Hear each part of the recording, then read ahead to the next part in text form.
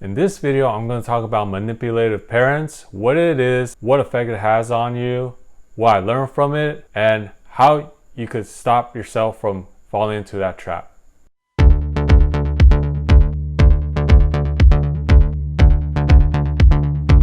Hey, what's up guys? My name is Andrew. You can call me Uncle Druzy. I grew up in an abusive home. My parents fought almost every day. They were controlling, manipulative. I hope I could bring you some stories of my childhood so you could learn from these things, identify with it, so you won't be stuck like I was when I was a kid.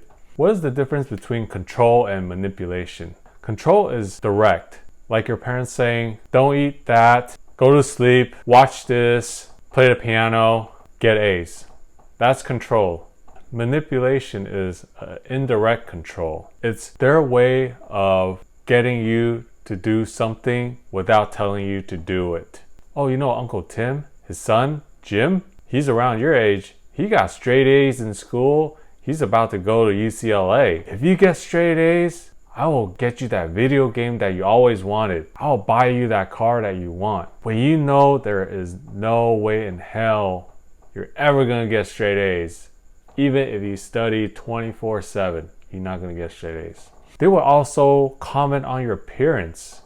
Oh, you're too skinny, too fat. The way you style your hair, it makes you look chubby. Those affect, it means they want you to change your appearance back to where you were, or they want you to eat more of the bad cooking that they serve for dinner. Even to this day, I'm like 36 years old. 90% of the time I see them, they will make a negative comment on my physique, on my appearance. They would say, I'm too skinny, I look too tired. So what do they want me to do at the end? They want me to accept the food that they bring and want me to eat them.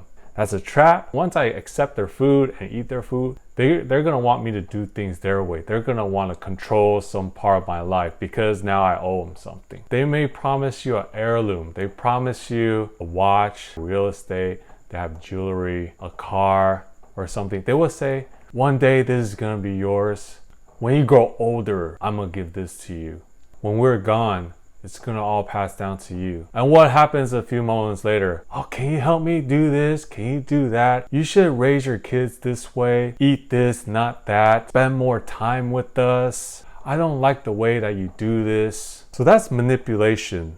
I remember when I was in high school, especially my mom constantly bombarded me with questions about, you know, my friend, blah, blah, blah, their son has like a couple girlfriends now. Maybe you should try harder. And it happens throughout college. I didn't really have a girlfriend until like later on in college. They would say like, oh, if you get married, I saved up all this money for you in a red envelope. I'm gonna do this for your wedding, that for your wedding. I'm gonna throw this big wedding for you, everything. And when the time comes, I'm getting married.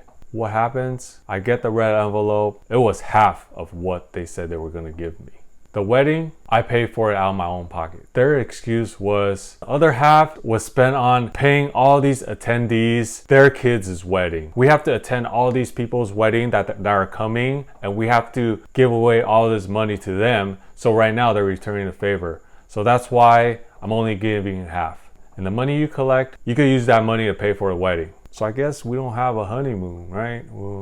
We don't have to buy anything as newlyweds. And later on, what's next? Kids. Oh, you know, we're getting old. You know, we want to hold the grandkids. When are you gonna have grandkids? While we're still young, we can still take care of them. Oh, look at Uncle Jim, Auntie Lisa. You know, they're holding grandkids. They're so happy. And what happens after I had kids? Oh, I'm getting old. My back hurts. My arm hurts.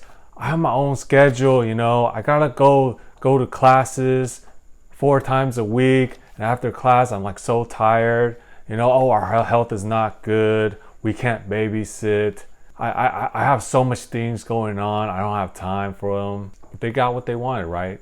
But in the end, it's just a bunch of disappointment. So I didn't connect the dots when I was young, but now that I'm older, I understand all of this. I'm gonna explain to you, it's all for show. They want to be able to talk to their peers and relate to them, show off.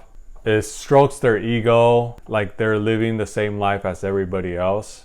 There's like some sort of pride that their son or their daughter is not a loser, not a loner, that they raised them right. What effect did all of this have on me? It gave me anxiety and guilt. Anxiety that maybe I am ugly, I am too skinny, I do look unhealthy. Maybe I'm just not smart. I'm not up to par with their friends' kids. Maybe there is something wrong with me. I need to go date somebody, whether I'm emotionally, mentally ready or not. And I also feel anxiety because I wanted those things. Like I wanted the money that they promised, the heirloom. It also gave me guilt. I felt like I was a disappointment. Like I could never be good enough for them. I couldn't let them show me off to their friends. I don't want to wait for them to be so old that they can't even hold their grandkids. So now that I'm older and gone through all these broken promises, manipulation, I feel a lack of interest being with them, spending time with them. I feel a disconnection in everything they say. Like whatever they say, I just don't believe it or take it with a grain of salt. And it sucks to feel that way with your own parents because you're supposed to be able to trust them and they were supposed to bring you up, make you more confident, not break you down and give you trust issues. If I could go back and talk to myself when I was young, I would tell myself, when you recognize these patterns, don't believe them. Just pretend that whatever they have promised you, they're not going to give it to you. Just be yourself. You are never going to be able to be good enough outside and inside for them. They always going to have something or somebody to compare you with just for their own egos. Don't stress about their worries, their concerns. Grow at your pace, do yourself, so you don't take things so hard, you don't take things to heart, and you won't have to go through so much disappointments. They could tell you they want what's good for you, but that's not true. They want what's good for them, and it's terrible for them to want to achieve those things by trying to manipulate you with false bribes and broken promises. Don't worry about their expectations because everybody grows at their own pace. Everybody matures at their own pace. You cannot just flip a switch and be somebody totally different.